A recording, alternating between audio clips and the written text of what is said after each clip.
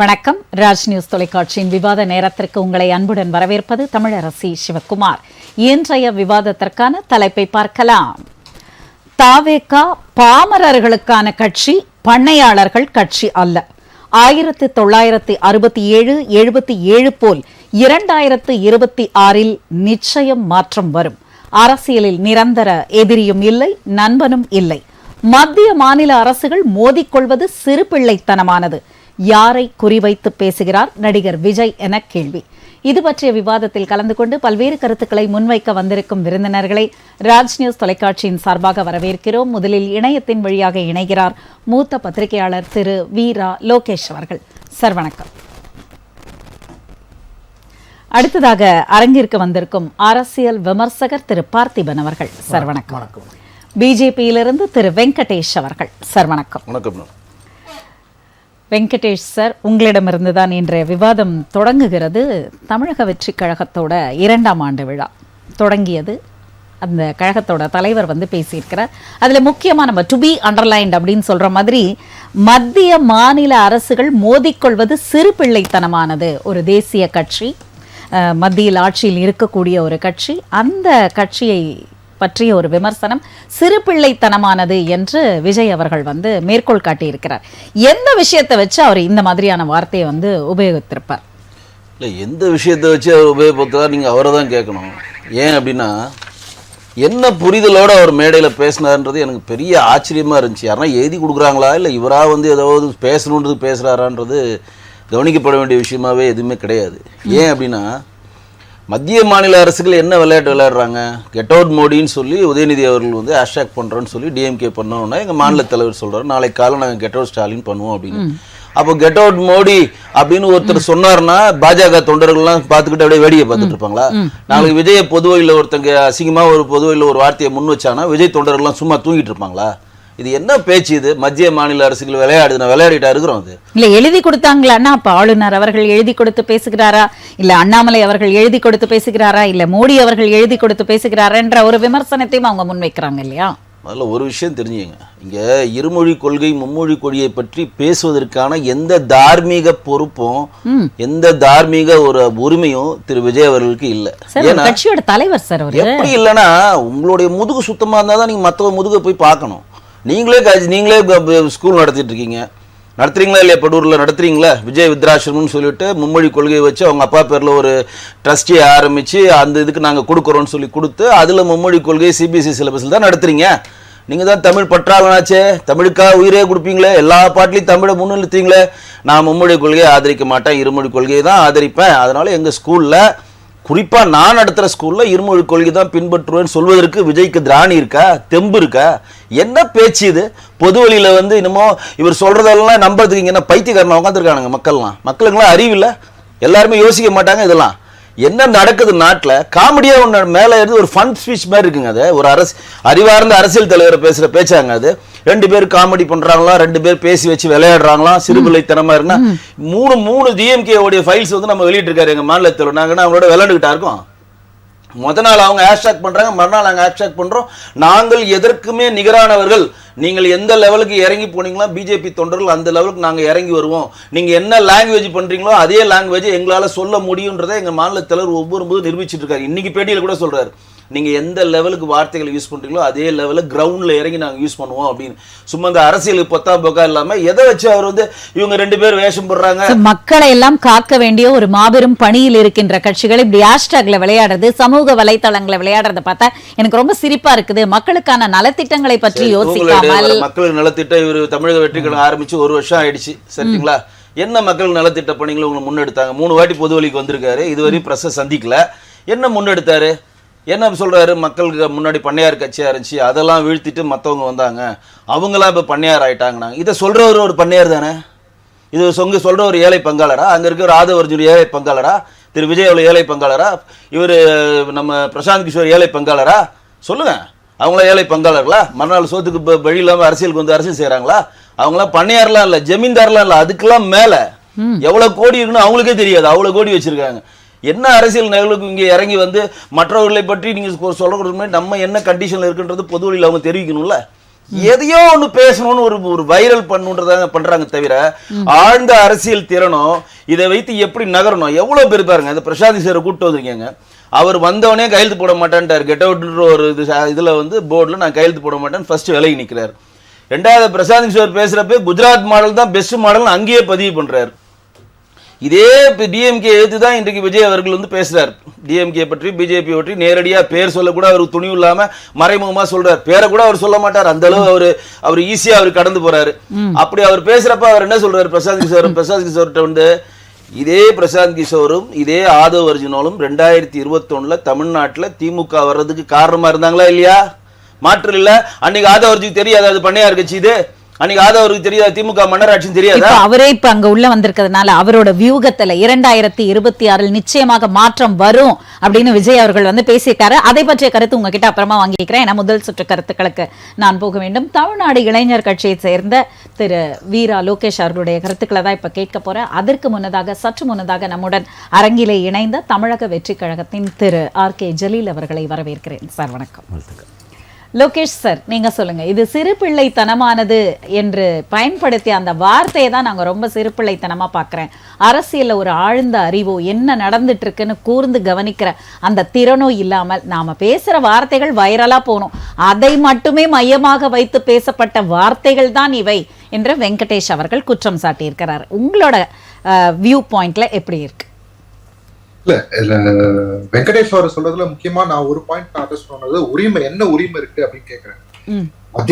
மத்திய அமைச்சர்கள்லாம் வந்து அப்படியே உரிமையை வாடி தள்ளுறாங்க தமிழ்நாட்டுக்கு. அதை வந்து இவர் வந்து நான் உரிமையில இருக்கு அப்படின்னு கேக்குறாரு. என்ன உரிமை கொடுத்துருக்கீங்க முதல்ல? ஒரு மாநில கட்சிக்கு ஒரு தனியா ஒரு மொழி கொள்கை இருக்கக்கூடாது, நாங்க சொல்றதா நீங்க செய்யணும் அப்படின்னு சொல்றவங்க கிட்ட என்ன உரிமையை பத்தி அவங்களால பேச அவங்களுக்கு தான் முதல்ல தகுதியே கிடையாது. ஃபர்ஸ்ட் விஷயம். ரெண்டாவது விஷயம், சிறு பிள்ளைத்தனமா சண்டைன்னா உண்மையில அப்படிதான் பண்ணிட்டு இருக்காங்க. நாங்க அந்த ஒரு இதுக்கு ஒத்துக்கல, ஓகேங்களா? எங்களுக்கு கொடுக்க வேண்டிய வரி நீங்க கொடுக்கணுமா இல்லையா? ஒரு கல்விக்கு நீங்க அது வந்து பொதுப்பட்டியல் போயிடுச்சு, நீங்க வந்து ஒரு பார்ட் ஆஃப் வரி நீங்க தரணும். நாங்க கொடுத்த வரியை நீங்க வந்து ஒரு நிதியா கொடுக்க வேண்டியது, அதை நீங்க கொடுத்தீங்களா? அதை கொடுக்கல. நீங்க அதை வச்சுதான் சண்டை போடுறீங்க. இங்க தனியா அந்த பிரச்சனை உருவாகணும்.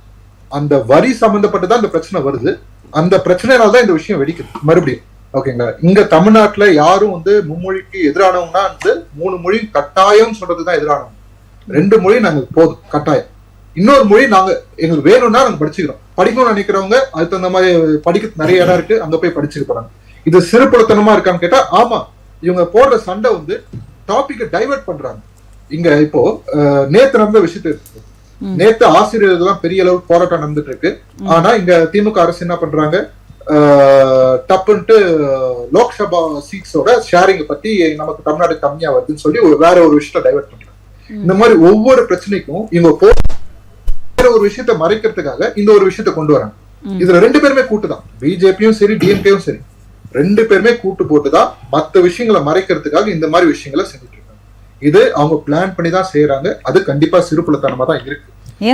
அண்ணாமலை அவர்கள் வந்து டிஎம்கே ஃபைல்ஸ்னு 3 ஃபைல்லாம் வெளியிட்டோம். அப்ப கூட நீங்க வந்து எங்க மேல ஒரு நம்பிக்கை இல்லையா, திமுகவுக்கு எதிரானவர்கள் தான் நாங்க அப்படின்னு ரொம்ப ஸ்ட்ராங்கா சொன்னாங்க. கேக்குதுங்களா சார்? கேக்குது. அதாவது டிஎம்கே ஃபைல்ஸ்னு 3 ஃபைல்ஸ் எல்லாம் நாங்க வெளியிட்டோம், அப்ப நாங்க திமுகவிற்கு எதிரானவர்கள்ன்ற நம்பிக்கை உங்களுக்கு அப்ப கூட வரலையா அப்படின்னு வெங்கடேஷ் சார் கேட்டாரு. இல்ல மேடம், அவங்க அரசாங்கமே கையில வச்சிருக்காங்க. வெறும் ஃபைல் வந்து பொதுவெளியில வெளியிட்டது மட்டுமே முடிஞ்சிருக்குங்களா? அது சம்பந்தப்பட்டு என்ன மாதிரி ஆக்ஷன்ஸ் எடுத்திருக்காங்க, அவங்க கையில நிறைய வச்சிருக்காங்க. கையில தமிழ்நாடு கவர்மெண்ட் கையிலேயே ஒண்ணுமே, டிவிஎஸ்சி வந்து சும்மா தான் இருக்கு. இவங்க கையில ஈடின்னு ஒரு பெரிய வலுவான ஒரு விஷயம் வச்சிருக்காங்க. இந்த மினிஸ்டருக்கு மேல எல்லாம் எத்தனை மினிஸ்டருக்கு மேல வந்து அட்லீஸ்ட் ஒரு எஃப்ஐஆர் ஃபைல் இருக்கு. நீங்க ரொம்ப எல்லாம் போவேன், ஒரு எஃப்ஐஆர் ஃபைல் இருக்கு, ஓகேங்களா? இவ்வளவு சொத்து சேர்த்திருக்காங்க, லேண்ட் மாஃபியா பண்ணிருக்காங்க அப்படின்னா நீங்க வெறும் வந்து இந்த மாதிரி இங்க தமிழ்நாட்டுக்கு எல்லாருக்குமே தெரியுமே யார் யார் எவ்வளவு காலேஜ் வச்சிருக்காங்க, என்னென்ன வச்சிருக்காங்க, எல்லாருக்குமே தமிழ்நாடு மக்களுக்கு தெரியும், ஓகேங்களா? நீங்க ரொம்ப இப்போ துரைமுருகனோட பையன் வந்து என்ன காலேஜ் வச்சிருக்காரு, இங்க ஏவாவேல் என்ன காலேஜ் வச்சிருக்காங்க தமிழ்நாட்டுக்கு எல்லாருக்குமே மக்களுக்கு தெரியும். அதை நீங்க ஒரு படம் போட்டு காட்டிட்டா நான் வந்து ஒத்துக்க முடியாது. நீங்க அதை ப்ரூவ் பண்ணணும்னு நாங்க எதிர்பார்க்கணும். நீங்க வந்து திமுக மாதிரி ப்ரூவ் பண்ணி காட்டுங்கன்னு நான் சொல்லல, கண்டிப்பா ப்ரூவ் பண்ணுங்கன்னு தான் சொல்றோம். நீங்க ப்ரூவ் பண்ணாத வரைக்கும் நீங்க 2 பேர் கூட்டு தான் நாங்க ஒத்துக்க முடியும். நாங்க வேற எதுவும் செய்ய முடியாது. சும்மா அது வந்து ஒரு விளம்பரத்துக்காக செய்யற ஒரு ஸ்டண்டா தான் நாங்க பாக்குறோம். அதை தாண்டி அவர் என்ன செஞ்சாரு, செருப்பு போட மாட்டேன்னு சொன்னாரு. திமுக ஆட்சியில இருந்து வெளியே அனுப்புற வரைக்கும் செருப்பு போட மாட்டேன்னு சொன்னாரு. செருப்பு போட்டு தான் சுத்திட்டு இருக்காரு. மிஸ்டர் அண்ணாமலை பத்தி தான் கேக்குது. செருப்பு போட்டு தான் சுத்திட்டு இருக்காரு. அவங்க 2 பேருமே கூட்டாதான் வேலை செஞ்சுட்டு இருக்காங்க. ஏற்கனவே டிஎம்கேவும் பிஜேபியும் வந்து கூட்டாட்சி நடத்தினவங்க தான். இப்போ மறுபடியும் அதுக்கான வாய்ப்பு இருக்குமான்னு சொல்லிட்டு பிஜேபி பார்த்துட்டு இருக்காங்க. ஏடிஎம்கே கிடைக்கலன்னா டிஎம்கேவோட அலையன்ஸ்ல போகணும்ட்டு. இங்க நடக்கிற விஷயங்கள், இங்க முக்கியமா பிரச்சனை என்னன்னா, பாலியல் குற்றங்கள் தினந்தோறும் அரங்கேறிட்டு இருக்கு. இங்க நிதி பற்றாக்குறை இந்த மாதிரி விஷயங்கள்லாம் பேசுறாங்க. ஓகேங்களா, நேத்து ஜெயலலிதா அம்மா, போன வாரம் வந்து ஜெயலலிதா அம்மா வந்து கேஸ் நடந்து அந்த 2000 கோடி ரூபாய் சொத்துக்கு வந்து தமிழ்நாடு கவர்மெண்ட் வந்து டேக் ஓவர் பண்ணிக்கணும் அப்படின்ட்டு. அதை பத்தியான விஷயங்கள்லாம் கிடையாது. வெளியே பத்தி பேசுறது நிதி சுமை இப்ப 2000 கோடி ஃப்ரீயா வருதுங்க, யாருங்க அதை வேணாம்னு சொல்ல போறாங்க? ஓகேங்களா, அதை பத்தி எல்லாம் பேச்சே கிடையாது. இவங்க வந்து பிளான் பண்ணி டைவர்ட் பண்றாங்க, இஷ்யூஸை டைவர்ட் பண்றாங்க. இவங்க ஒரு தமிழ்நாடு மக்கள் ஒரு தாட் ப்ராசஸ்ல இருக்காங்க அப்படின்னா அது இல்ல அப்படிங்க யோசிக்க கூடாது, நாங்க சொல்ற விஷயம் தான் யோசிக்கணும்னு சொல்லிட்டு அதை ஒரு ஃப்ரேம் பண்றாங்க. ஓகேங்களா, இங்க தமிழ்நாட்டுல பிரைவேட் ஸ்கூல்ல படிக்கிறவங்க பாதி பேர்னா கவர்மெண்ட் ஸ்கூல்ல படிக்கிறவங்க பாதி பேர். நான் பர்சனலா 3வது மொழி நான் பிரைவேட் ஸ்கூல்ல படிக்கும் போது எனக்கு அது சுமையா தான் இருந்தது. அந்த மாதிரி பசங்களுக்கு தான் தெரியும் அது எவ்வளவு சுமன்ட்டு. இங்க ஆல்ரெடி 7 சப்ஜெக்ட் 8 சப்ஜெக்ட் போயின்னு இருக்கு, அது 5 சப்ஜெக்டா குறைக்கிறோம். ஆனா வந்து நீங்க 4 பப்ளிக் எக்ஸாம் எழுதணும். இந்த மாதிரி விஷயங்கள் ஒவ்வொன்றுமே டிபேட்டபிள் தான். அந்த என்இபி எடுத்து பார்த்தோம்னா அது எந்த அளவுக்கு நம்ம ஏத்துக்கக்கூடிய விஷயங்கள் இருக்கு அப்படின்னா அது பெரிய டிபேட்டான விஷயம். தமிழ்நாட்டை பொறுத்த வரைக்கும், ஏன்னா நான் வந்து மற்ற ஸ்டேட்டோட பீகாரோட கம்பேர் பண்ண முடியாது தமிழ்நாட்டை படிப்பு விஷயத்துல. ஏன்னா இங்க ரொம்ப வருஷமா அந்த படிப்புன்ற விஷயம் உள்ள ஊர்ந்துருக்கு. இங்க வந்து நம்ம லிட்ரஸி பெர்சன்டேஜ் கம்மியா தெரியலாம். ஓகேங்களா, ஆனா வந்து எந்த அளவுக்கு மக்கள் படிச்சவங்க இருக்கிறாங்க, பிஜி பண்ணிருக்காங்க அப்படின்னு பார்த்தா சதவீதம் அதிகம். இந்தியாலேயே தமிழ்நாடு அதிகமா இருக்கும்னு நான் ரொம்ப ஆழமா நம்புறேன். அதுக்கு தரவுகள் என்ன இருக்கு அப்படின்றது கவர்மெண்ட் கொடுக்க வேண்டிய விஷயம். ஆனா நான் பர்சனலா நம்புறது பிஜி படிக்கிற சிலபஸ் வந்து தமிழ்நாடு பீப்புள் அதிகம். இப்போ நீங்க ஒரு சிலபஸ் நேஷனல் லெவல்ல ஒரு எஜுகேஷன் பாலிசி கொண்டு வரீங்கன்னா அது நீங்க அதை வச்சு ஒரு சண்டை போறீங்கன்னா சிறுபடுத்தனமா தான் இருக்கு. இங்க யாரு இங்க படிக்க போறது? பசங்க. இந்த பசங்களும் அந்த பெற்றோர்களும். அவங்க கிட்ட நீங்க என்ன கருத்து கேட்டீங்க, அந்த கருத்தை பேஸ் பண்ணி நீங்க என்ன வந்து அதை சேஞ்சஸ் பண்ணணும், எதுவுமே கிடையாது. ஆனா நாங்க சண்டை போடுவோம். இவங்க வரி கொடுக்க மாட்டோம்னு அவங்க சொல்லுவாங்க, இவங்க உடனே அதுக்கு ஒரு கோஷம் போடுவாங்க, ஹேஷ்டேக் போட்டு ட்ரெண்ட் பண்ணிட்டு இருப்பாங்க. ஹேஷ்டேக் போட்டு ட்ரெண்ட் பண்றது சிறுபுலித்தனமா இருக்குதா இல்லையா? சரிங்க சார், திரும்பவும் நம்ம பதில் கேட்கலாம் பார்த்திபன் சார் கிட்ட. அதாவது ஆக்கப்பூர்வமான நடவடிக்கைகள் தான் வந்து மக்களுக்கு சரியான பதிலை தருமே தவிர, விளக்கங்களை தருமே தவிர, இந்த ஹேஷ்டாக் போடுறது மாறி மாறி விளையாட்டுத்தனமாக தான் இருக்கு அப்படின்றத திரும்பவும் அவர் பதிவு பண்ணியிருக்கிறாரு. உங்களோட பார்வையில் எப்படி தோணுது? அதாவதுங்க, திரு விஜய் அவர்கள் வந்து இன்னைக்கு 2வது ஆண்டு வந்து துவக்கி விழா நடத்தியிருக்கார். இப்போ இது வந்து இந்த பிரச்சனை வந்து ஏற்கனவே ஒரு முறையெல்லாம் வந்திருக்கு. இது இன்றைக்கி சமூக வலைத்தளங்களில் வந்து பலரும் பல இதை கையில் எடுத்து பண்ணிக்கிட்டு இருக்காங்க. இதனால் ஒரு பெரிய ஒரு நிலைப்பாட்டில் வந்து கட்சிகள் வந்து தங்களுடைய கொள்கைகளை மாற்றாது. இதனால் வந்து ஒரு இதை எத்தனை பேர் பார்க்குறாங்க அப்படிங்கிறது பிரச்சனை இல்லை. ஒரு கிராமத்தில் 1000 பேர் இருந்தாங்கன்னா ஒரு 100 பேர் தான் பார்ப்பாங்க, புரியுதுங்களா? அதில் 50 பேர் தான் அதை பற்றிய சிந்தனைக்கு உள்ளே போவாங்க அந்த கட்சிக்காரங்க. அதனால இது ஒரு பெரிய நிலைப்பாடா வந்து வளர்ச்சிக்கு வந்து அதே மாதிரி தான் அவர் கேட்கிறாரு. இது பெரிய ஒரு நிலைப்பாடே இல்ல, அப்புறம் அதுலயே அவ்வளோ கவனம் செலுத்தி அதுல தான் முன்னாடி வரணும்னு அந்த போட்டியில நிக்கிறது தானே சிறுபிள்ளைத்தனமா இருக்கு. ஒரு கொள்கை, அதாவது மும்மொழி கொள்கை தேவையில்லை, இந்த மாதிரி தமிழ்நாடு அரசுக்கு வந்து மும்மொழி கொள்கையை வந்து நீங்க ஏற்றுக்கலைன்னா நாங்க வந்து நிதி வழங்க மாட்டோம்னு மத்திய மந்திரியே வந்து பகிரங்கமாக பேசுறார். அப்போ இப்படி ஒரு விஷயங்கள் இருக்கையில் அதுக்கு எதிர்ப்பு கொடுக்கறதுக்காக தமிழ்நாட்டில் அரசியல் செய்து கொண்டு இருக்கக்கூடிய, தமிழ்நாட்டில் ஆட்சியில் இருக்கக்கூடிய கட்சி வந்து இதை முன்னிலையில் கொண்டு வராங்க. இதற்கு வந்து எதிர்ப்பாக வந்து தமிழ்நாடு பாரதிய ஜனதா கட்சி வந்து அவங்க முன்னிலைப்படுத்துகிறாங்க. அதனால் இது 2 அரசியல் கட்சிகளும் தங்களுடைய நிலைப்பாடுகளுக்காக செய்து கொள்ளக்கூடிய பணிகளாகத்தான் நம்ம பார்க்கணும். ஏன்னா திராவிட முன்னேற்ற கழகத்தை பொறுத்தளவில் இந்தி எதிர்ப்புக்கான ஒரு எதிர்ப்பை காமியற்காக அவங்க அதை செய்கிறாங்க. இவங்களை பொறுத்தளவுக்கு அது வந்து கட்சியினுடைய அடிப்படையில் பார்த்து இது பாரதிய ஜனதா கட்சி வந்து அதை கையில் எடுக்கிறாங்க. இதை வந்து இன்றைக்கி மேடையில் வந்து இதை ஒரு பெரிய விஷயமா பேசணுங்கிற ஒரு தேவையோ காலகட்டாயமோ இல்லை. ஒரு தேர்தலை சந்திக்க போகிறேன், நான் முதல்வராக வரப்போகிறேன் அப்படின்னா அது குறித்த விஷயங்கள், நான் மக்களுக்கு இதை செய்ய போகிறேன், அதை செய்ய போகிறேன், இந்த திட்டத்தை செய்ய போகிறேன், என்னை ஆதரிங்க, அந்த மாதிரி இவர் ஒவ்வொரு தடவையும் போன தடவையும் அப்படி தான் வந்து இப்போ சொன்னாங்க. கட்சி ஆரம்பிக்கையிலேயும் வந்து சில டயலாக் அவருடைய பாணியிலே சொன்னார், கூட்டணி கட்சிகளை அப்படியே நம்ம இணைச்சிக்கிறோம் அப்படின்னாரு கடைசியில் பேசையில். அதனால் இப்போ வந்து என்ன சொல்கிறாரு, அரசியலில் வந்து எதிரியும் இல்லை நண்பனும் இல்லை அப்படிங்கிறாரு.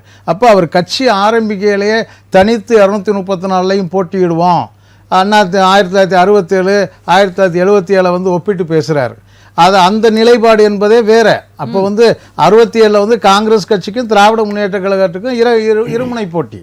இப்ப எத்தனை முனை போட்டி இருக்கு? 77 வந்து திராவிட முன்னேற்ற கழகமும் அண்ணா திராவிட முன்னேற்ற கழகம் காங்கிரஸ் கட்சியும் தனிச்சிருந்தாங்க. அப்ப திராவிட முன்னேற்ற கழகத்தினுடைய பெரும்பாலானவர் வந்து தொண்டர்கள் வந்து ரசிகர் மன்றம் என்ற பேர்ல தமிழ்நாடு முழுவதும் இருந்தாங்க.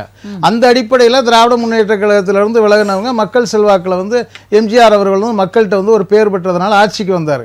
இப்போ வந்து இன்னைக்கு இருக்கக்கூடிய அரசியல் களம் என்பது கிட்டத்தட்ட ஒரு 7-8 பேர் வந்து முதலமைச்சருடைய கனவுகளோடு தங்கள் அரசியல் பயணத்தை நடத்திக்கிட்டு இருக்காங்க. 7-8 பேருக்கு இருக்கு முதல்வர். ஆமா, இன்னும் அதிகமாவே இருக்கு. 10 பேர் சொல்லலாம். 10 பேர். ஆமா, அரசியல் கட்சி 15 ஊராமே ஒரு கட்சியில இருந்து ஒருத்தரா இல்ல ஒரு கட்சியிலேயே 4 பேருக்கு 5 பேர்? இல்ல, ஒரு கட்சியில ஒருத்தர் அந்த எப்படி இன்னைக்கு இருக்காங்க. அன்னைக்கு இருக்கக்கூடிய அரசியல் நிலவரம் அன்னைக்கு வந்து மக்களுக்கு செய்தி போகாது. இப்ப சிவகங்கை பக்கத்துல ஒரு கிராமத்துக்கு ஒரு செய்தி போகணும்னா என்ன நடந்துகிட்டு இருக்குன்னே தெரியாது. தொலைக்காட்சி இல்லை, எதுவும் இல்லை. ஒரு ஊருக்கு போனாங்க, நாடகங்கள் நடத்தினாங்க, ஒரு விழிப்புணர்வு எடுத்துனாங்க. திமுக அதன் மூலமா வந்து தன்னை முன்னிலைப்படுத்துச்சு. அதனாலே பெருந்தலைவர் காமராஜர் அவர்களே கூட ஒரு மிகப்பெரிய தோல்வியை வந்து ஒரு சட்டக்கல்லூரி மாணவர்கிட்ட ஏற்படக்கூடிய நிலை ஏற்பட்டுச்சு. அன்னைக்கு இருக்கக்கூடிய நிலை என்பது வேறு, இன்னைக்கு இருக்கக்கூடிய நிலை என்பது வேறு. அதனால் வந்துங்க இவர் வந்து ஒரு திரைப்படத்துறையில் வர்றதுங்கிறது வேறங்க. ஆனால் மக்களை நேரடியாக கள ஆய்வு செஞ்சு அவருடைய ஆசைகள் அதை நம்ம வேணாம்னு சொல்ல. முதல்வர் பதவிக்கு போட்டிடுறாரு, அவர் வருவாரா வரமாட்டாருங்கிற ஆய்வு நம்ம சொல்லலை.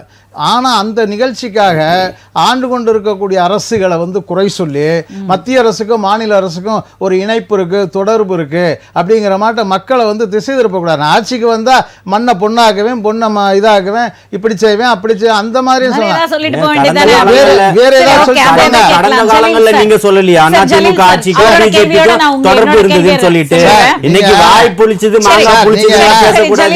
உங்களுடைய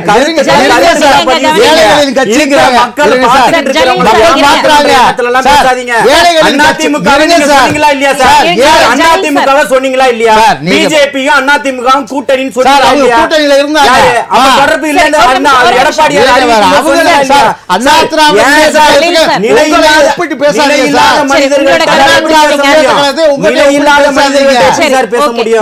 இப்ப நீங்க முதல் சுற்று கருத்துக்களை வந்து பதிவு செய்ய போறீங்க. அதுதான் என்னோட கேள்வியா இருக்குது. நேற்று இன்னைக்கு பேசும் பொழுது தான் என்ன செய்ய போகிறோம், தன்னுடைய கட்சி என்ன செய்ய போகிறது, கொள்கையை நோக்கி எப்படி நகரப் போகிறோம் என்று இல்லாமல் இருக்கிற கட்சிகளோட குறைகளை சொன்னதனாலதான் அவருக்கு இந்த மாதிரியான ஒரு நெகட்டிவ் இம்பாக்ட் வந்திருக்கு அப்படின்றதான் அவர் சொன்னாரு. நெகட்டிவ் இம்பாக்ட்னு அவர்தான் சொல்றாரு. மக்கள் சொல்லல, இருந்த தொண்டர்கள் சொல்லல. அது உங்களோட கருத்து, நீங்க சொல்லலாம். நீங்க எப்படி ஃபீல் பண்றீங்க? அதாவதுங்க இவருடைய கருத்துக்களை சொல்லல, மக்களுக்கு என்ன பண்ண போறோம்னு சொல்லல. 2026க்கான தேர்தல் நடக்கல, தேர்தல் பரப்புரை இல்ல, தேர்தல்ல என்ன பண்றோம் மேனிஃபெஸ்டோ ரிலீஸ் பண்ணல. மக்களுக்கான பிரச்சனைகள் இங்க என்னன்றதை எடுத்து சொல்லியிருக்கிறாரு. எடுத்து சொல்றதுக்கு ஒரு தலைவன் வந்திருக்கிறான். அதை இவர்கள் போன்றவங்களால தாங்கிக்க முடியாம தான் அதெல்லாம் பண்றாங்க. நீ அண்ணா சாலைக்கு வா, நான் அண்ணாமலை வீட்டுக்கு வரேன், இதெல்லாம் பேசுறது எல்லாமே விளையாட்டுத்தனமான விஷயம் தான். வேற என்ன பண்றது? அதையும் மீறி ஆக்கப்பூர்வமா பேசியிருக்கலாம்ல. நீங்க என்ன நடவடிக்கை? ஆமா, நீங்க எத்தனை பேர் போய் நிதியமைச்சரை சந்திச்சிட்டீங்க, ஒன்றிய இவரை உள்ளாட்சித்துறையினுடைய இவரை சந்திச்சிட்டீங்க. யாரை பார்த்து நீங்க என்ன கேட்டிருக்கீங்க? எங்க பள்ளிக்கு நேரடியா நீங்க யாருமே தொடர்பு கொள்ளலையே. நீங்க போராட்டங்களையும் ஆர்ப்பாட்டங்களையும் பேப்பரை புடிச்சுக்கிட்டு தான் அங்க நீங்க பாய்காட் பண்ணி இது யாரை ஏமாத்தக்கூடிய வேலைன்னு கேட்டிருக்கிறாரு. நீங்க இங்க உட்கார்ந்துகிட்டு 67 77 சார் 2000 ஆமா நாங்க தான் சார் சொல்றோம், நாங்க தான் சொல்றோம் 66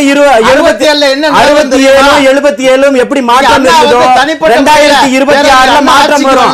அன்னைக்கு இருந்தவர்களுக்கு கேள்விதான் அந்த 26 மாற்றம் இருந்தா என்ன போன வருஷம் வரைக்கும் இந்த ரசிகர்கள் கூட்டமா இவர் சொல்லக்கூடிய ரசிகர்களாவே இருக்கட்டும், இவங்க எல்லாம் எங்க நின்னாங்க? யாருமே ஓட்டு போடாம வீட்டுக்குள்ள இருந்தாங்களா? அத்தனை பேரும் யாரோ ஒரு கட்சியில தான் ஓட்டு போட்டிருப்பான். இன்னைக்கு அத்தனை பேரும் வெளியில வந்திருக்கான். மக்களுக்கான ஒருத்தர் வந்திருக்கிறாருன்னா அவர் பின்னாடி திரண்டு நிக்கிறான். அதை இவர்களால தாங்கிக்க முடியல. அதனால இதெல்லாம் நீங்க சொல்லிக்கிட்டு நீங்க வாங்க அண்ணா சாலைக்கு நீங்களே ஏன் பின்வாங்கி ஓடுனீங்க? கூப்பிட வேண்டியதானே அவரை? உங்களுக்கு இன்னைக்கு சொல்றதுக்கான ஒரு பெரிய இது இல்ல. கல்வி கொள்கை பத்தி நீங்க சொல்லிக்கிட்டு இருக்கீங்க. கல்வி கூடங்கள் இன்னைக்கு எப்படி இருக்கு? மாநகராட்சி பள்ளிகள்லாம் இன்னைக்கு எப்படி இருக்கு? சிதிலம் அடைஞ்சு இறந்து போற குழந்தையும் அங்க இருக்கக்கூடிய டிரைனேஜ்ல உளுந்து சாகக்கூடிய குழந்தைகளையும் அந்த மாதிரி நவீனப்படுத்தப்பட்ட ஏன் சார் சாகுறாங்க? எங்க வீட்டுக்குள்ளதான் ஆமா உங்க வீட்டுக்குள்ள விழுந்துதா? எந்த அமைச்சர் சார் எந்த அமைச்சர் வீட்டுக்குள்ள விழுந்தது? எந்த நான் கேட்கறது சார் நான் கேக்குறதுக்கு உங்களுக்கு திராணி இருந்தா பதில் சொல்லுங்க சார். சார் திராணி இருந்தா பதில் சொல்லுங்க சார்.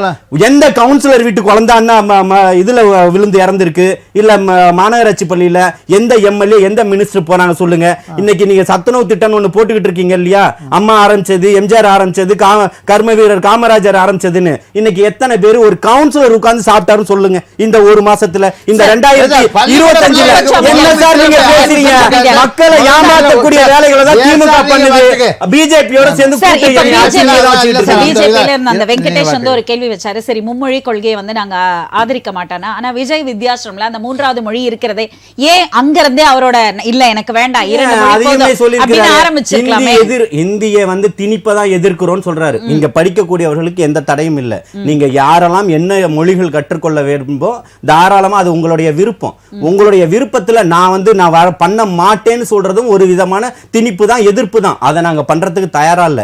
நான் ஹிந்தி கத்துக்க வேண்டும் நான் ஆசைப்பட்டேன், நாளைக்கு போய் கத்துக்கலாம். இங்க ஹிந்தி பிரச்சார சபா இருக்கு, பணம் கொடுத்தா கத்துக்கலாம், இல்ல ஹிந்தி தெரிந்த யாரோ ஒரு நபர்களோட கத்துக்கலாம். இன்னைக்கு ஆன்லைன் வகுப்புகள் இருக்கு. பணம் கொடுத்து தனியா போய் அதை எது கத்துக்கணும்? அது வந்து இலவசமாவே அரசினுடைய என்ன தப்பு உங்களுக்கு? தமிழர்களுக்கு இங்க எங்களுக்கு தேவையில்லைங்க. நாங்க அதை தான் வச்சிருக்கிறோம். இருக்கக்கூடிய திராவிட கழகங்களும் கட்சிகளும் தமிழர்களும் அதை தொடர்ச்சியா எதிர்க்கிறாங்க. இந்தியின் பின்னாடி அடுத்து சமஸ்கிருதம் வரும், அடுத்தது வரும். நீங்க குலக்கல்வியை கொண்டு வருவீங்க, எல்லாருக்கும் எல்லாமே தெரியும். பூச்சாண்டி வேஷம் போட்டுக்கிட்டு தான் நீங்க என்ன வெங்கடேஷ் சார், எங்களுக்கு எல்லாமே தெரியும், நீங்க நடுவுல பூச்சாண்டி வேஷம் போட்டு எங்களை எல்லாம் திசை திருப்பிட்டு இருக்கீங்க அப்படின்னு அவர் கொஞ்சம் பயப்படுறாரு. அப்ப தமிழக மக்களோட அந்த மாணவர்களோட எதிர்காலம் என்ன ஆகும்? விஜய் சார் சொன்னதுக்கும் பத்திரிகையாளர் ஒருத்தர் சொன்னதுக்கும் ஒரு பதில் சொல்லணும். தமிழக வெற்றி கழகமும் திமுகவும் தான் ஒரு கள்ள கூட்டணியோடு நகர்றாங்கன்னு நேரடியா குற்றம் சாட்டுறேன். ஏன் குற்றம் சாட்டுறேன்னா, இந்த மும்மொழி கொள்கையை அவங்க ஆதரிக்கல. அப்புறம் அவரே ஜெயலலிதா சொல்லிடுறாருங்க, அவரே ஸ்கூல் நடத்துறாருல, அவர் எப்படி அவர் ஆதரிப்பாரு? அவரே ஸ்கூல் நடத்துறாருல. நம்ம பத்திரிகையாளர் சொன்னாரு வரி கொடுக்கல. முதல்ல இதோட டெப்த் என்னன்னு தெரியுமா உங்களுக்கு? அதாவது தமிழ்நாடு இளைஞர் கட்சியில இருந்து வந்திருக்காரு, அதை நினைவுற்றேன். ஏதோ ஒண்ணு பிஎம்சி பள்ளின்றது ஒட்டுமொத்த இந்தியாவுக்காக போடப்பட்ட திட்டம். 2 முறை 2 தவணையில் தமிழ்நாடு அரசு வாங்கிடுச்சு நிதியை. ஸ்பெஷல் ஃபண்டை 500 கோடி வாங்கிட்டாங்க. 3வது ஃபண்டை 9 நினைவூட்டல் கடல் மத்திய அரசு கொடுக்குது மாநில அரசுக்கு. நீங்க இணையறேன்னு சொல்லிட்டு நிதியை வாங்கிட்டே இருக்கீங்களே, இதுக்கு ஒரு முடிவை கட்டுங்கன்னு சொல்லி மாண்புமிகு கல்வித்துறை அமைச்சர் தர்மேந்திர பிரதான் முன்வைக்கிறார். அப்போ அவங்க சொல்றாங்க இல்ல நாங்க இருமொழி கொள்கைன்னு. அப்போ வைக்கிறப்பதான் இந்த சம்ஸ்கிருத சித்தா நிதி அபியான் நிதின்றது ஸ்பெஷலா இதுக்கு பிஎம்சி பள்ளிகளுக்காக கொடுக்கப்படுற ஃபண்டுனால அந்த குறிப்பிட்ட 1000 கோடியை தான் ஸ்டாப் பண்ணியிருக்காங்க. தவிர கல்விக்கான பொது நிதியை மத்திய அரசு வழங்கி கொண்டுதான் இருக்கிறது. மாநில அரசு 48,000 கோடி நிதி பட்ஜெட்ல போட்டுட்டு தான் இருக்காங்க. அதுல இருந்தா சம்பளம் இந்த 1000 கோடி நிக்கிறதுனால இங்க சம்பளம் கொடுக்காத மாதிரி ஒரு கட்டமைப்பு ஏற்படுத்தாங்க. சும்மா ஒரு மேடையில ஏதோ ஒண்ணு கிடைச்சது நாங்க இருமொழி கொள்கை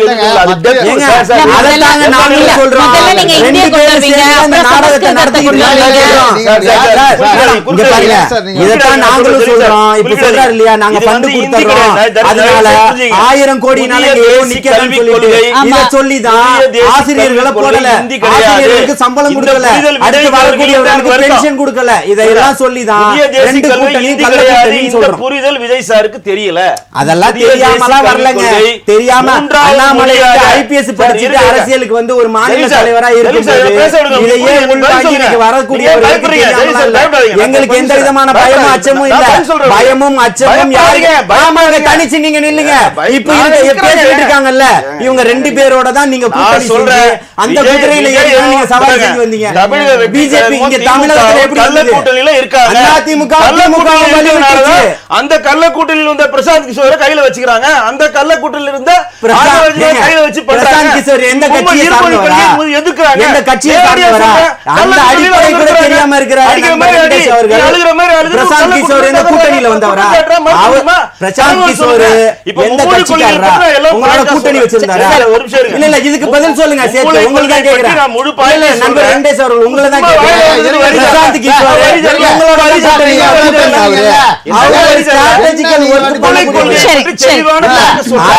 மக்களை திருப்பி இங்க பாருங்க, இவருடைய வேலை சார், 3 பேரை பேசினா மக்களுக்கு எதுவுமே புரியாது. அவர் பேசட்டும், உங்க கருத்து. அவர் பேசட்டும், ஒரு நிமிஷம். சார், அவர் சொல்ற ஸ்டாட்டிஸ்டிக்கல் சர்வே பண்றவர் தான். 52 லட்சம் பேர் இங்க வந்து கவர்மெண்ட் ஸ்கூல்ல படிக்கிறாங்க, 56 லட்சம் பேர் பிரைவேட் செக்டார்ல படிக்கிறாங்க. இந்த 56 லட்சம் பேருக்கும் கிடைக்கிற அதே கல்வி 52 லட்சம் பேருக்கு ஏன் மறுக்கப்படுகின்ற ஒரு கேள்வியை வைக்கிறோம். இவங்க என்ன சொல்றாங்க, வேண்டவே படிச்சுக்கிறான், ஃப்ரீயா சொல்லி தராங்களா? இந்திய பிரச்சாரத்துல ஃப்ரீயா சொல்லி தராங்களா? இல்ல மாற்று மொழி படிக்கிறப்ப ஃப்ரீயா டியூஷன் எடுக்கிறாங்களா? தமிழக வெற்றிகளுக்கு எல்லாருக்கும் ஃப்ரீயா கல்வி கொடுக்கப்பதா? என்னங்க இது? ஏற்கனவே இந்த தளபதி பயிலகங்கள் எல்லா இடத்துலயும் இலவசமா தான் நடந்துட்டு இருக்கு. அதுக்கு சான்றா மாணவிகள் பேசுறாங்க. நீங்க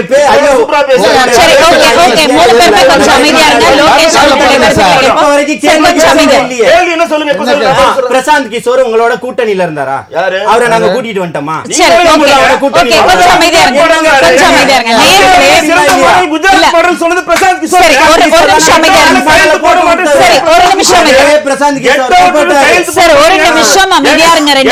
இந்த பாசிசம், இந்த பாயசம், இந்த வார்த்தைகள் பயன்படுத்தி இருக்கிறார் தமிழக வெற்றி கழகத்தோட தலைவர் விஜய் அவர்கள். என்ன வித்தியாசத்தை அவர் கண்டார்? வித்தியாசம் இல்லைன்றதுதான் அவர் சொல்ல வர்றாரு. இவங்க 2 பேர் பண்றதும் அப்படிதான் இருக்கு அப்படின்றதுதான் பாயிண்ட். இல்ல, இப்ப இந்த பாசிஸ்ட் மைண்ட் செட்ன்றது என்ன குறிக்குது அப்படின்னா, தான் நடக்கிற விஷயம் மட்டும்தான் வந்து சரி, அது மட்டும் தான் மக்களுக்கு நம்ம கொடுக்கணும், மக்களுக்கு என்ன வேணும் அப்படின்றத பார்க்காம தனக்கு தோன்ற விஷயங்களை செஞ்சுட்டு போற அரசாங்கத்தை தான் இந்த பாசிஸ்ட் அந்த மைண்ட் செட், அதுதான் வந்து மெயினா குறிக்கிற விஷயம். இப்போ தமிழ்நாட்டுல இருக்கிற என்னென்ன பிரச்சனைகள் இருக்கு அதெல்லாம் கண்டுக்காம தனக்கு என்ன தோணுதோ அதை செஞ்சுட்டு போற ஒரு அப்பான்னு ஒரு வீடியோ போடுறாரு. அந்த நேரத்துல என்னென்ன பிரச்சனை நடந்துட்டு இருக்கு அதை யோசிக்க கூட யோசிக்காம தனக்கு தோன்ற விஷயங்களை செஞ்சுட்டு இருக்காரு. அப்படியேப்பட்ட ஒரு மென்டாலிட்டியில இருக்கிற ஒருத்தர சீஃப் மினிஸ்டர் உட்கார வச்சிருக்காங்க. சோ இதுதான் நம்ம கேள்வி கேட்கணும். இவங்க வந்து செய்யல அடக்குமுறைகள். இப்ப போராட்டம் 1 லட்சம் போராட்டங்களுக்கு பர்மிஷன் கொடுத்தோம்னு சொல்றாங்க, ஓகேங்களா? அது மக்கள் வந்து 1 லட்சம் போராட்டம் பண்ணாங்கிறது ஒரு ப்ரூஃப் ஆச்சு. 2வது விஷயம், இவங்க அனுமதி கொடுக்காத போராட்டங்கள் எத்தனையா இருக்கு. இந்த கடைசி 1 வருஷம் எலெக்ஷன் வருது, அரசாங்கத்து மேல இருக்க ஆன்டி இன்கம்பன்சி அதிகமாகுது.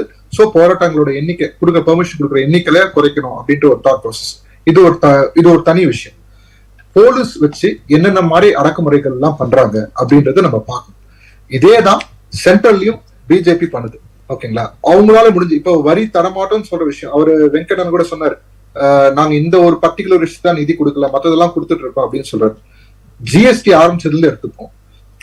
தமிழ்நாட்டுல இருந்து சிஜிஎஸ்டி எஸ்சிஎஸ்டின்னு எவ்வளவு போயிருக்கு, இதுல எவ்வளவு ரிட்டர்ன் வந்து அது ஒரு வெள்ள அறிக்கை கொடுக்க முடியுமா? கொடுக்க முடியாது, ஓகேங்களா? உண்மை தெரிஞ்சிடும், ஓகேங்களா? எவ்வளவு நம்ம வந்து தமிழ்நாடு கான்ட்ரிபியூட் பண்ணது நேஷனலோட வளர்ச்சிக்கு. இன்னைக்கு அமித்ஷா சொல்றாரு தமிழ்நாடு வந்து தேச துரோக அரசாங்கம் அப்படின்ட்டு அமித்ஷா சொல்றாரு. அது எப்படி அந்த மைண்ட் செட் வருது? எங்களோட வரி வேணும், ஓகேங்களா? நாங்க ஓட்டு போடலன்னா நாங்க வந்து வேண்டாம்னு சொல்லி ஒதுக்கி வைக்கிறோம். அது என்ன மாதிரி ஒரு மென்டாலிட்டி? சரி, இந்த நேரத்துல குறுக்கிடுவதற்கு மன்னிக்கவும். அப்ப இவங்க 2 பேரும் வேற வேற தானே? இல்ல, வேற வேற தானே? மக்களுக்கு என்ன வேணும்ன்றது யோசிக்கல இல்லையா? அங்கதான பாயிண்டே நிக்குது. 2 பேரும் மையப்பகுதியில் அங்க நிக்கிறது அதுதான். 2 பேர் யோசனையிலுமே மக்கள் இல்லன்னு சொல்றீங்க. மக்களை பத்தி நினைச்சு கூட பார்க்கல மத்திய அரசாங்கமும் மாநில அரசாங்கமும் சொல்றீங்க. அவங்களுக்கு தோன்ற விஷயங்களை செய்யறாங்க, அதுல மக்கள் நலன் இருக்குன்னு நினைக்கிறாங்க. ஆனா அதுல மக்களுக்கு உண்மையில அது தேவையா அப்படின்றது பாயிண்ட், ஓகேங்களா? இன்னைக்கு விஜயனா பேசுற விஷயம் 3 முக்கியமான விஷயங்கள் நான் பாக்குறேன், ஓகேங்களா? யூத்தோட எம்பவர், நான் ஒரு கட்சியில இருக்க யூத் கான்ட்ரிபியூஷன் எவ்வளவு அப்படின்றது. அடுத்து வந்து பூத் கமிட்டிக்கு தனி மாநாடு நடத்துவோம் அப்படின்னு சொன்ன விஷயமா இருக்கட்டும். அதே மாதிரி இந்த மும்மொழி கொள்கை, இந்த நேஷனல் எஜுகேஷன் பாலிசி. இப்ப இதுல ஒரு விஷயம் தான், இது நேஷனல் எஜுகேஷன் பாலிசி தான் வந்து விமர்சனம் பண்ண விஷயம். மத்த 2 விஷயம் அவர் கட்சி சார்ந்த விஷயம், ஓகேங்களா? அவர் ஒரு மீட்டிங்ல, அவர் கட்சி மீட்டிங்ல அவர் பேசுறாரு, ஓகேங்களா? இது மக்கள்கிட்ட பொதுவாக்கல அவரோட கட்சி நிர்வாகிட்டு அதை எடுத்து இருக்கிறாரு, ஓகேங்களா? இப்ப கவர்மெண்ட் வந்து எடுத்துக்கோம், கவர்மெண்ட் என்னென்ன பண்ணுது அப்படின்ட்டு நீங்க ஜஸ்ட் ஒரு இதுவா எடுத்தீங்கன்னா உங்களுக்கு தெரியும் ஒரு நியூஸ் மீடியா என்னென்ன நியூஸ் வருது ஒரு நாளைக்கு அப்படின்ட்டு. இதுல எத்தனை விஷயத்துக்கு வந்து கவர்மெண்ட் வந்து ஆக்ஷன் எடுக்குது அப்படின்னு இருக்கு. ஒரு பிரச்சனை இருக்கு, ஒரு மக்கள் வந்து ஒரு பர்டிகுலர் விஷயத்துக்கு போராடுறாங்க ஒரு ஏரியால அப்படின்னா அது எவ்வளவு துரிதமா அந்த விஷயத்துக்கு நடவடிக்கை எடுக்கிறாங்க. மக்களுக்கு ஒரு ப்ராப்ளம் இருக்குன்னா அதை அட்ரஸ் பண்ணாம இல்ல ஏற்கனவே நாங்க இதை நிதி ஒதுக்கி வேற விஷயம் நிதி ஒதுக்கி இருக்கோம், நாங்க அதை தான் செய்வோம், அதை செஞ்சிடும், போற போக்குல இது வந்து அடுத்த எலெக்ஷன் நாங்க இது வாக்குறுதியா கொடுக்கல, அடுத்த எலெக்ஷன் எல்லாம் பாத்துக்கலாம், அந்த தாட் ப்ராசஸ் இல்ல. இன்னைக்கு என்ன மக்களுக்கு வேணும் அப்படின்றது ரொம்ப முக்கியம். அதை செய்ய தவறுறாங்க. அதை விட முக்கியம் அவங்க எப்படி பாக்குறாங்க. ஒரு வாக்காளர்களை அந்த எலெக்ஷன் நேரத்துல ஓட்டு போறவங்க ஒரு இதுவா மட்டும் தான் பாக்குறாங்க. அதை தாண்டி அவங்களுக்கு என்ன உண்மையிலே ஒரு நிம்மதி இருக்கு. என்ன செய்யறீங்க? அதாவது மக்களுக்கு என்ன திராவிட முன்னேற்ற கழக அரசு மக்களுக்கு என்ன செய்யலைன்னு சொல்றீங்க? சொல்லுங்க. இல்ல என்ன செய்யலைன்னு சொல்றீங்க சார்? எவ்வளவு திட்டம் பண்ணிக்கிட்டு இருக்காங்க? பார்த்திபன் சார், உங்களுக்கான கேள்வி வரும். இப்போ லோகேஷ் அவர்களை எதிர்த்து தான் நான் இந்த எதிர்த்துல உங்களை நோக்கி தான் இந்த கேள்வி சொல்றேன்.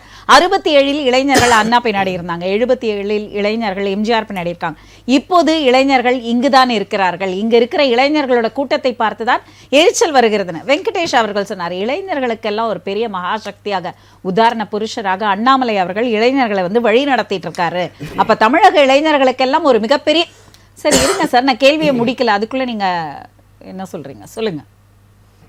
இல்ல அண்ணாமலை வழி நடத்துறாரு இல்ல அப்படின்றதுலாம் வந்து அண்ணாமலை வந்து கவர்மெண்ட் சென்ட்ரல் கவர்மெண்ட் பிஜேபி வந்து அவர் வந்து ஒரு நிரந்தரமான தலைவரா கொண்டு வரணும், இவர் வந்து ஒரு பிஜேபியோட ஃபேஸா தமிழ்நாட்டுக்கு கொண்டு வரணும் எவ்வளவோ ட்ரை பண்ணாலும் சரி, மக்கள் வந்து இப்போ விஜய் அண்ணா வந்ததுக்கு அப்புறம் அவர் ஒரு பாசிங் கிளவுடா பார்க்க ஆரம்பிச்சிட்டார். நிதர்சன உண்மை. அதுக்கு முன்னாடி அப்ப அண்ணாமலை அவர்கள் அவங்க மனசுல இருந்தாங்களா? இல்ல, he was trying to prove something ன்னு பார்க்க ஆரம்பிச்சாங்க. he was trying to do something மக்கள் பார்க்க ஆரம்பிச்சாங்க. உண்மைதான், பார்க்க ஆரம்பிச்சாங்க. ஆனா அதுக்காக வாக்களிச்சாங்களா, ஆதரவு தெரிவிச்சாங்கன்னா அது வந்து கேள்விக்குறியான விஷயம். ஆனா கவனிக்க ஆரம்பிச்சாங்க. அவர் ஏதோ பண்ண நினைக்கிறாரு அப்படின்னு கவனிக்க ஆரம்பிச்சாங்க. என்னதான் பிஜேபி மேல நமக்கு வந்து அந்த மதசாயம் அந்த காவி சாயம் இருந்தாலும் அதை தாண்டி ஒரு இன்டெலெக்சுவலா பேசக்கூடிய ஆளா இருக்க மாதிரி தெரியுதே அப்படின்னு நினைச்சு பார்க்க ஆரம்பிச்சாங்க. ஆனா நாள் போக உண்மைகள் வெளியே வருது. சரிங்க சார், ஓகே. இதுல வந்து முக்கியமான விஷயம் இந்த இளைஞர்கள் விஷயம் ரொம்ப முக்கியமானது. அந்த யூத் ஃபோர்ஸ் தான் எல்லாத்தையுமே டிசைட் பண்ணுது. இப்ப பெரிய கட்சிகள் என்ன ப்ராப்ளம் அப்படின்னா, வேலை செய்யற ஆளுங்க பழைய ஆளுங்களா இருக்காங்க, அவங்களோட ஸ்பீடுக்கும் இந்த யூத்தோட ஸ்பீடுக்கும் மேட்சே பண்ண முடியாது. ஓகேங்களா, அங்கதான் பிரச்சனை. இப்ப எல்லா கட்சியில இருக்க யூத்துமே வந்து இன்னைக்கு இருக்கிற யூத் யாருன்னா ஒரு பெரிய ஆளுங்களோட பசங்களா, அதாவது அந்த கட்சியில ஆல்ரெடி இருந்தவங்களோட பசங்களா இருப்பாங்க. புதுசா சேர்றவங்க யாருமே இல்ல, அவங்களே வெளியே வந்து இங்க டிவிக்களை சேர்ந்துட்டு இருக்காங்க. அங்கதான் சிக்கல் ஆரம்பிக்குது. யார்கிட்ட ஸ்பீடு இருக்கோ எனர்ஜி இருக்கோ அவங்க எல்லாம் தமிழக வெற்றி கழகத்தின் பின்னாடி தான் இருக்காங்க. ஆனா மத்தவங்க எல்லாம் வேலை செஞ்சு அழுத்து இருக்கிறாங்க அப்படின்னு சொல்லி இருக்கிறீங்க. அந்த பாயிண்ட்ல இருந்து நம்ம அப்புறம் பேசுவோம். பார்த்திபன் சார், ரொம்ப முக்கியமான கருத்துக்கள் இன்னைக்கு விஜய் வச்சது என்ன அப்படின்னா, தமிழக வெற்றி கழகம் பாமரர்களுக்கான கட்சி, பண்ணையாளர்களுக்கு இல்ல. அதாவது பண்ணையாளர்கள் தான் கட்சி ஆரம்பிச்சாங்க அந்த காலத்துல, ஆனா இப்ப எல்லாம் கட்சிக்கும் ஆட்சிக்கும் வருபவர்கள் தான் பண்ணையாளர்களாக மாறிக்கொண்டிருக்கிறார்கள் அப்படின்னு ஒரு நேரடியான விமர்சனம் திமுகவை பார்த்து வச்சிருக்காரு. உங்களோட பதில் என்ன? அதாவதுங்க, அந்த அவருடைய பேச்சுக்கு அந்த விழா மேடையே ஒரு சான்று. அந்த விழா மேடையில் இருக்கக்கூடிய அந்த கட்சியுடைய கொள்கை வேறுப்பு செயலாளராக செய்யப்படுகின்ற திரு ஆதவ் அர்ஜுன் அவர்கள், அவர் கொள்கை பரப்பு செயலாளர், தேர்தல் பிரிவு செயலாளர், ரைட்டு. அவர் யாரு? பல ஆயிரக்கணக்கான கோடிகளுக்கு அதிபராக இருக்கக்கூடிய குடும்பத்தினுடைய மருமகன். பல நூற்றுக்கணக்கான வழக்குகளை சந்தித்து கொண்டிருக்கக்கூடிய குடும்பம். அதிலே ஒருவர் ஆதவ அர்ச்சனா அவர்கள். அவரை வைத்துக் கொண்டு பாமரர்களுக்கான கட்சி என்று சொல்வது ஏதோ ஒரு என்ன சொல்றதுனே புரியல. ஏன்னா தமிழ்நாடு அழைப்பாளரை அழைச்சு அந்த விழா மேடையில நடுவுல உட்கார இடம் கொடுத்தாங்க. நீங்க அங்க இருந்தே அவர் கட்சியுடைய பொறுப்பாளர், மாநில பொறுப்பாளர். நீங்க அவர் மேல இன்னும் வழக்குகள் இருக்கு. மத்திய அரசுடைய பொருளாதார பிரிவுல இருந்து வழக்கு இருக்கு. இப்போ சமீபத்தில் சோதனைகள்லாம் அடைஞ்சு அவங்களுடைய மாமனார் வந்து மிகப்பெரிய லாட்டரியில் வந்து மிகப்பெரிய இந்தியாவிலே மிகப்பெரிய கோடீஸ்வரர் பட்டியலில்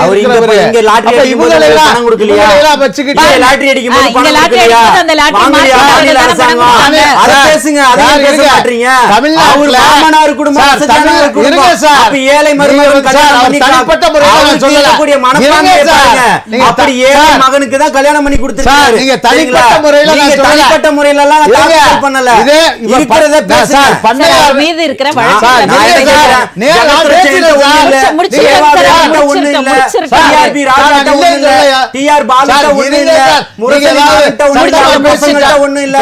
இதுக்கும் பதில் சொல்லுங்க. கண்டிப்பா அன்பில் மகேஷ்ட ஒண்ணும் இல்ல, சரி, கேட்டு சொல்லிடலாம். சேகர் பாபுட்ட ஒண்ணும் இல்ல, இன்னும் யார் யார் இருக்காங்க சொல்லட்டுமா?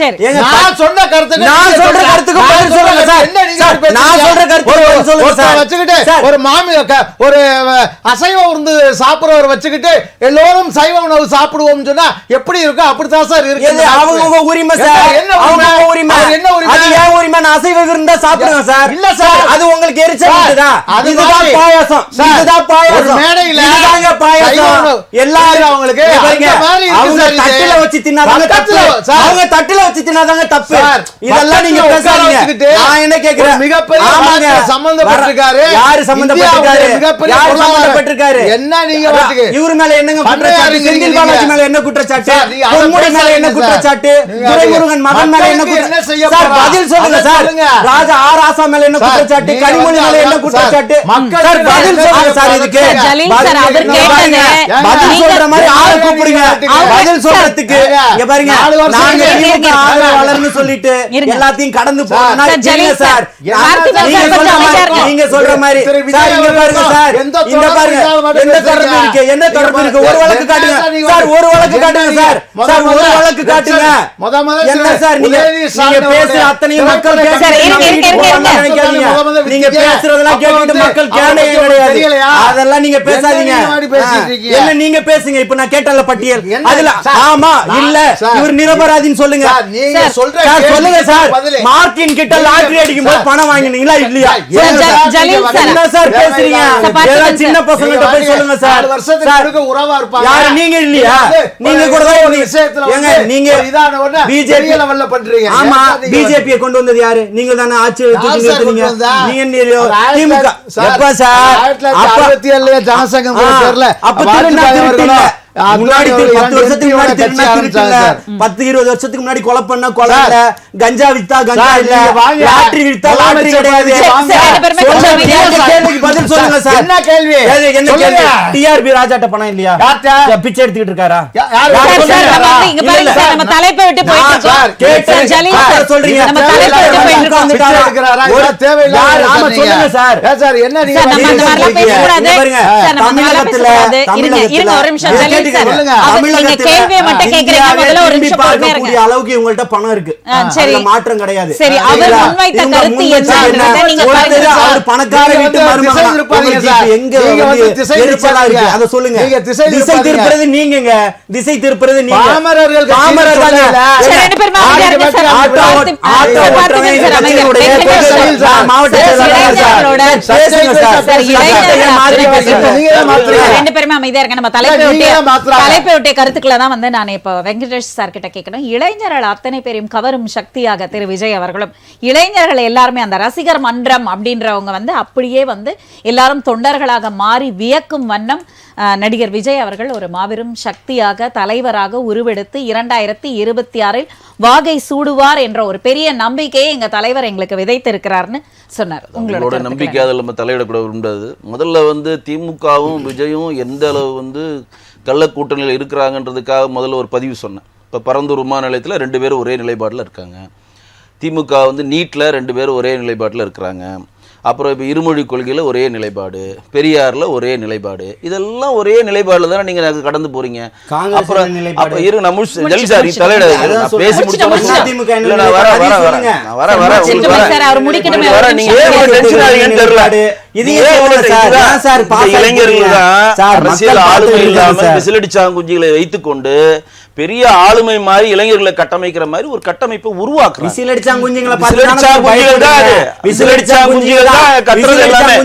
அரசியல் ஆளுமை எதுவுமே தெரியாம ஒரு கவர்ச்சியில் அவர் என்ன நினைக்கிறார் விஜய் சார், தன்னை ஒரு என்டி ராமாராவ் மாதிரி பாவிச்சுக்கிறார்.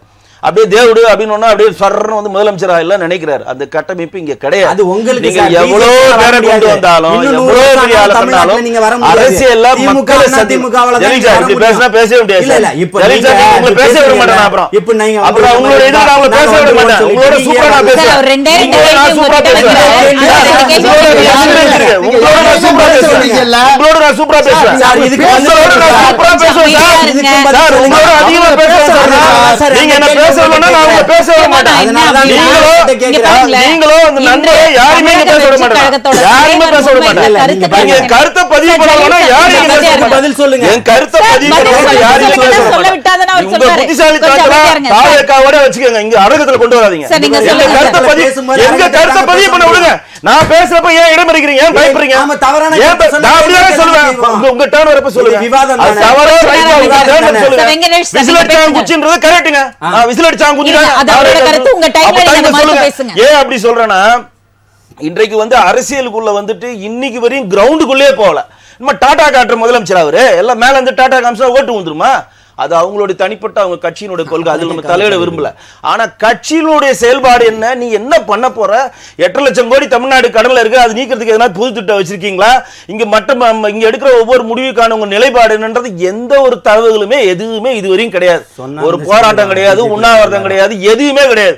இவர் வருவாராம், டாடா கட்டுவாராம், விசில் சாங்குச்சியில் 10,000 பேர் கை தட்டினோன்னா பாயாசம் வாரம் ஏதோ டைலாக சொல்லிட்டு போனா இங்க என்ன உட்கார்ந்துருக்கவங்களாம் அடிப்படை அரசியல் தெரியாம இருக்கிறாங்க. தமிழ்நாட்டில் பிறந்தவங்க எல்லாருக்கும் அடிப்படையான அரசியல் தெரியும்.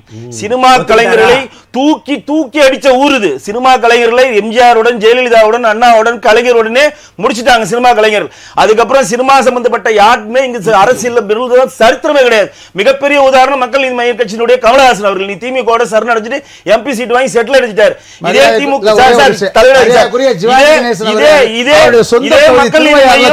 டார்ச் லைட்ல டிவியை உடைச்சு மிகப்பெரிய எதிர்ப்பை திமுக பண்ணி அடிமையாயிட்டாரு. அதே மாதிரிதான் இவங்க வந்து ஒரு கவர்ச்சியை நோக்கி நகர்றாங்க. அந்த கவர்ச்சியை பிடிச்சி சில விசில்சாங்குச்சிகள் பின்னாடி இளைஞர் அண்ணாதுரை கட்சி 1967 ஆரம்பிக்கிறப்ப அதற்கு முன்னாடி 10 வருஷம் 1949 திமுக ஆரம்பிச்சாங்க. அப்பெல்லாம் வந்தவங்க இளைஞர்கள் ஆரம்பிச்ச உடனே ஸ்வயின்னு போய் முதலமைச்சர் உட்காரல, அண்ணாதுரை உட்காரல, எம்ஜிஆர் உட்காரல. 1972 கட்சி ஆரம்பிச்சு 77 தான் அவர் ஆட்சி பிடிச்சி 87 வரை ஆட்சி பிடிச்சார். எல்லாருக்கும் ஒரு பிரீத்திங் பீரியட் இருக்கு. ஒண்ணுமே பண்ண மாட்டேன், நான் கிரவுண்டுக்கே வர மாட்டேன், மக்களே சந்திக்க மாட்டேன். டாடா முதலமைச்சரா டாடா முதலமைச்சரா நீங்க? சரி ஜலீல் சார், இப்போ உங்களோட கருத்துக்கள். போடாம போனா நாட்டை பிடிச்சிடலாம் இல்லையா? அந்த மாதிரி தான் நண்பர் சொல்றாரு. தமிழகத்துல பிறந்த எல்லாருக்கும் அடிப்படை அரசியல் தெரியும்னு ஒத்துக்கிட்டாரு. அப்போ இங்க இருக்கவங்க எல்லாம் வேற்று கிரகத்துல இருந்து கொண்டு வந்துட்டோமான்னு கேட்கிறோம். அதுக்கு பதில் சொல்லட்டுமே, இல்ல வேற மாநிலத்துல இருந்து கொண்டு வந்துட்டோமா? அதாவது எதையோ பேசி கடந்து போகணுன்றதுக்காக பேசுறாரு. திமுக இந்த இடத்துல தான் பாக்குறோம் நாங்க கூட்டணியா, இதுல பரந்தூர்ல என்ன, டன்சன்ல என்ன, யாருக்கு யாருடைய கொள்கைகளை அக்செப்ட் பண்ணிக்கிறாங்க? மும்மொழி கொள்கை வேணான்றாங்க. ஊழல்வாதிகள் சொல்றோம், ஊழல்வாதிகள் சொல்றோம். அவர்களுடைய கொள்கைகளை எடுத்துட்டு வந்து வச்சது எங்களுடைய வேலைகள் கிடையாது. புரியுதுங்களா? இவர்கள் தொடர்ச்சியாக மண்ணுக்கு ஆமாங்க 2 பேரும் சேர்ந்து தாங்க கள்ள கூட்டணி போட்டுட்டு இருக்கீங்க. அன்னைக்கு கருப்பு பலூன் ஊத்திங்கல்ல, இன்னைக்கு வெள்ளை குடை எடுத்துட்டு போய் பிடிக்கிறதுக்கு ஆமா உட்காரும். அன்னைக்கு அரசியல்வாதியா இருந்தாரா? அன்னைக்கு அரசியல்வாதியா இருந்தாரா? தூத்துக்குடி துப்பாக்கி சூடுக்கு போனாரு, அன்னைக்கு அரசியல்வாதியா போனாரா? அதை சொல்லுங்க, அதை ஏன் பேச மாட்டீங்க? அப்போ இப்ப இவர் சொன்னாரு ஒருத்தர் வந்து மிகப்பெரிய கோடீஸ்வரர், மிச்சவங்க எல்லாம் எல்லாம் வறுமை கோட்டுக்கு கீழே இருக்கிறதா சர்டிபிகேட் வாங்கிட்டு வந்து லைன்ல நிக்கிறாங்களா இவங்களுடைய அமைச்சர்கள் எல்லாம்? அதை தான் சொன்னாரு. வந்ததுக்கு அப்புறம் ஆட்சியிலும் அதிகாரத்திலும் வந்ததுக்கு அப்புறம் பண்ணையார்களா மாறிடுறாங்க. உண்மைதானே சொல்லியிருக்கிறாரு. இல்ல இல்ல யாரு அவர் பண்ணையார் கிடையாதுங்க, உழைப்பால உயர்ந்த ஒருத்தர். நீங்க மறுத்து இல்லன்னு சொல்லுங்க. யாரு உண்மையோ பண்ணாரு? விவசாயி இல்ல முதல் படத்துக்கு 2 வீட்டை வித்தாரு எஸ்எஸ்சி. எனக்கு தெரியும்.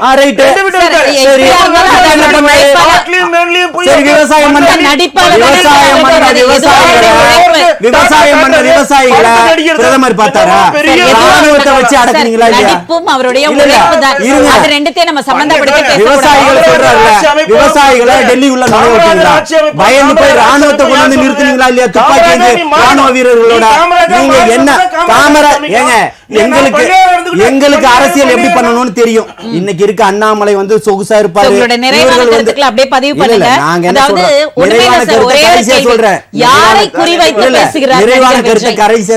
என்னுடைய கருத்தை முடிச்சிடறேன். புரியுதுங்களா? இவர்கள் 2 பேரும் தான் திருப்பியும் சொல்றேன் கள்ளத்தனமான கூட்டணி இருக்காங்க. அது மக்களுக்கு எல்லாருக்குமே தெரியும். சொல்லக்கூடிய கருத்துக்களை கடந்து போய்கிட்டு இருக்கிறாங்க. அதனால இவர்கள் சொல்லக்கூடியதை நம்ம ஏத்துக்க முடியாது. மத்திய அரசாங்கம் எல்லாம் பணம் தரலன்னு சொல்லி தமிழகத்துல திட்டத்தை நிறைவேற்ற மாட்டாங்க. நாங்க தனிச்சு நிப்போம். எங்களை வந்து கிரிட்டிசைஸ் பண்ணி ஒரு விஷயத்தை மாயையா கொண்டு வந்து காட்டுறாங்க. தமிழக வெற்றி கழகம் தலைவர் தளபதி அவர்களுடைய தலைமையில தான் கூட்டணி அமையும் சொல்லி இருக்கிறாரு. இதுதான் என்னுடைய கருத்து. அவர் தான் ஆட்சியிலும் அதிகாரத்திலும் பங்கு தரேன்னு சொல்லி இருக்கிறாரு. அதுக்கு பயந்து போய் தான் இவங்களுக்கு குளிர்ஜரம் வந்துருச்சு. சரிங்களா? நிறைவான கருத்து அப்புறமா சொல்றேன், இப்ப கேட்டுக்கங்க.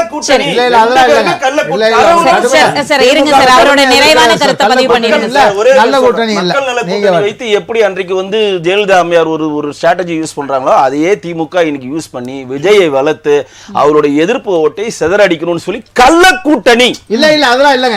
அவ்வளவுதான். இதுதான் உங்களுடைய நிறைவான கருத்தா சார்? இன்று விஜய் அவர்கள் பேசியது முக்கியமாக யாரை குறிவைத்து அவர் பேசி இருக்கார்? அவருக்கு ஒண்ணுமே ஸ்ட்ராட்டஜியே இல்லங்க. அவருக்கு எந்த கருத்துமே இல்லங்க.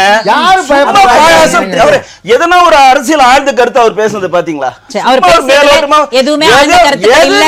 முதல்ல அரசியலோட அடிப்படையே தெரியலங்க அவருக்கு.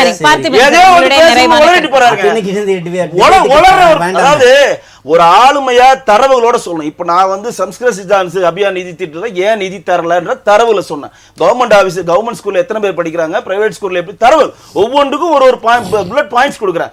எது மேலாம பாயசம் இது அதுன்னு சும்மா அடிச்சு விடுறதுக்குன்னா அங்க விசில் அடிச்சாங்க கத்துவான். வெளியில சிரிப்பான். நிறைவான கருத்துக்கள். அதாவதுங்க, ஒரு அரசியல் கட்சியை துவக்கட்டும், முதல்வர் பதவிக்கு வரட்டும், இந்தியாவுடைய பிரதமர் பதவிக்கு கூட போட்டியிடறோம்னு சொல்லட்டும். அதுல எல்லாம் யார் இந்திய ஜனநாயகம் அதுக்கான உரிமைகளை கொடுத்துருக்கு. ஆனால் ஒரு ஆளுகிற சர்க்கார் மக்களுக்கு தொண்டு செஞ்சு கொண்டு இருக்கக்கூடிய சர்க்காரை வந்து திராவிட முன்னேற்ற கழக சர்க்காரை வந்து குறை சொல்றது மட்டும் சொல்லி அண்ணாவையும் எம்ஜிஆரையும் இவரோட ஒப்பிட்டு பேசுகின்ற 1967 ஃபார்முலாவே தப்பு. அண்ணா 20 ஆண்டு காலங்கள் வந்து தலையில வந்து செங்குந்தர் அந்த முதலியார்கள் வந்து கைத்தறியில வந்து கஷ்டப்படுறாங்கன்னு சொல்லி தமிழ்நாடு முழுவதும் தன் தோள்களில் துவந்து அந்த கதராடையை வித்தார். எம்ஜிஆர் வந்து உரிமை குரல், மீனவ நண்பன், பல்வேறுபட்ட படங்கள்ல ரிக்ஷாக்காரன், பல்வேறுபட்ட படங்கள்ல அந்தந்த சமூக பின்னணியோடு அந்தந்த தொழிலாளர்கள் பின்னணியோடு படங்கள் எடுத்து ஒரு 10 ஆண்டு காலங்கள் அவருடைய எண்ணங்களிலெல்லாம் இருந்து மிகப்பெரிய இதாக திராவிட முன்னேற்ற கழகத்தில் பாதி பேர் அண்ணா எம்ஜிஆருடைய ரசிகர் மன்றங்களாக இருந்தாங்க. அதனால அண்ணா 1967 1977 அண்ணாவையும் அண்ணா முதலமைச்சர் ஆனது வந்து தனிப்பெரும் பெரும்பான்மை பேரறிஞர் அண்ணா அவர்கள் வரல. அன்னைக்கு வந்து பல்வேறுபட்ட கட்சிகளுடைய கூட்டணியோட தான் பேரறிஞர் அண்ணா அவர்கள் முதலமைச்சராக வந்தார். எம்ஜிஆர் அவர்கள் வரையில தனித்து தமிழ்நாட்டில் போட்டியிடல, கம்யூனிஸ்ட் இயக்கங்களோடு கூட்டணி வைத்து வந்தாரு. புரியுதுங்களா? அதனால இப்ப இருக்கக்கூடிய அரசியல் நிலவரம் என்பது வேறு, அன்னைக்கு இருக்கக்கூடிய அரசியல் ஒரே ஆட்சிக்குங்க மக்கள் விரோத ஒரு நிமிஷம் மக்கள் விரோத ஆட்சியா ஒரு ஆட்சி இருந்தா தான் இன்னொருத்தங்க வரையில வர முடியும். திராவிட முன்னேற்ற கழகம் மக்கள் விரோத ஆட்சி இல்ல. தினசரி 75 லட்சம் பேர் பெண்கள் மகளிர் விடியல் மாசம் 1000 ரூபாய் கொடுத்திருக்காங்க. ஒரு வரியில் உங்களுடைய நிறைவான கருத்து. ஒரு வரியில் நிறைவு கருத்துன்றதுனால நான் 2 பேருக்குமே நான் குறுக்கிடல, இதுக்கும் குறுக்கிடக்கூடாது. ஒரு வரியில் அதான் இவர்கள் சொன்னார் இல்லையா, இப்போ அண்ணா அவர்கள் வந்து ஆட்சியில வந்தாரு, அதான் நான் சொல்றதுதான் சொல்றேன். இவர்கள் வந்து ஆட்சியில இருந்தாங்க, அன்னைக்கு இளைஞர்கள்லாம் அங்க இருந்தாங்க. இன்னைக்கு திரும்பவும் நான் கேட்கிறேன், நாங்க வேற்று கிரகத்துல இருந்து கொண்டு வந்து இறக்கிட்டோமா? இங்க இருக்கக்கூடிய அத்தனை லட்சம் பேரும் திமுகலையும் அண்ணா திமுகலையும் பயணம் பண்ணவங்க தான். அதை ஒத்துக்கிறதுக்கான மனப்பான்மை உங்கள்கிட்ட கிடையாது. திருப்பியும் மக்களுக்கும் மண்ணுக்கும் மிகப்பெரிய மாற்றாவும் மிகப்பெரிய சக்தியாகவும் வந்து நிக்கக்கூடிய மக்களாட்சியை தரக்கூடிய ஒருத்தரை பார்த்து இவர்கள் பயப்படுகிறார்கள். இருங்க, என்னோட நிறைவு கருத்தில் புரியுதுங்களா? அதனால வந்து இந்த விஷயத்துல திமுக தொடர்ச்சியா பயத்துல தான் இருக்குது. இது ஜனநாயக உரிமைன்னு அண்ணன் பார்த்திபன் அவர்கள் சொன்னார் இல்லையா, ஏன் உங்க முதல்வர்களால சொல்ல முடியல? நேத்து கட்சி தொடங்கலாம் அழிக்க 25 ஆண்டுகால பாரம்பரியம் நம்மள்ட்ட இருக்குது. 6 முறை நிலையான ஒரு ஆட்சியை கொடுத்திருக்கிறோம். நம்மளை யாராலும் அசைத்து பார்க்க முடியாதுன்னு சொல்லி இருக்கலாம். அழிச்சு பார்க்கணும்னு பயம் தானே அது. லோகேஷ் சார், உங்களுடைய நிறைவான கருத்து. இல்ல, முக்கியமான விஷயம் பார்க்க வேண்டியது, பிஜேபியும் டிஎம்கேவும் ஒன்னா செயல்படுறாங்க, ஒரு விஷயத்தை திசை திருப்பத்துக்காக செயல்படுறாங்க அப்படின்னு நம்ம சொல்லும் போது உடனே வந்து டிவிகேவும் டிஎம்கேவும் அப்படின்ற மாதிரி ஒரு ஆங்கிளும், டிவிகேவும் பிஜேபியும் ஒரு ஆங்கிள்ன்ற மாதிரி ஒரு கட்டகத்தை ஃபார்ம் பண்றாங்க.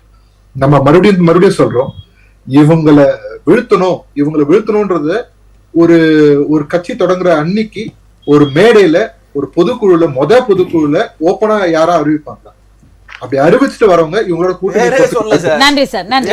பேரே சொல்ல வேண்டான்ற நன்றி சார். அவர் நிறைவான கருத்து, அவருக்கு நேரம் இல்ல, நேரம் இல்ல அவர் அறிவிக்கிறாரா? சார். ஒரு வரி லோகேஷ் சார், ஒரு வரியில உங்களோட நிறைவான கருத்து. வெங்கடேஷ் சார். பெரும் படையோட இங்க இருக்கிறாங்க. பூத் கமிட்டிக்கு மாநாடு நடத்துறதா அவர் சொல்லியிருக்காரு. அதை எதிர்நோக்கி இருக்கிறோம். அதே மாதிரி மும்மொழி கொள்கையில அவங்கவுங்க அவங்க விருப்பப்பட்ட பாடங்களை படிக்கட்டும். பசங்களுக்கு அது வந்து சுமையா இருக்கா இல்லையான்னு பசங்க தான் முடிவு பண்ணணும். நன்றி. இன்றைய விவாதத்தில் கலந்து கொண்ட அத்துணை பேருக்கும் ராஜ் நியூஸ் தொலைக்காட்சியின் சார்பாக மனமார்ந்த நன்றிகள். நேயர்களே, மீண்டும் அடுத்த நிகழ்ச்சியில் உங்களை சந்திக்கும் வரை நன்றி கூறி விடைபெறுவது தமிழரசி சிவகுமார்.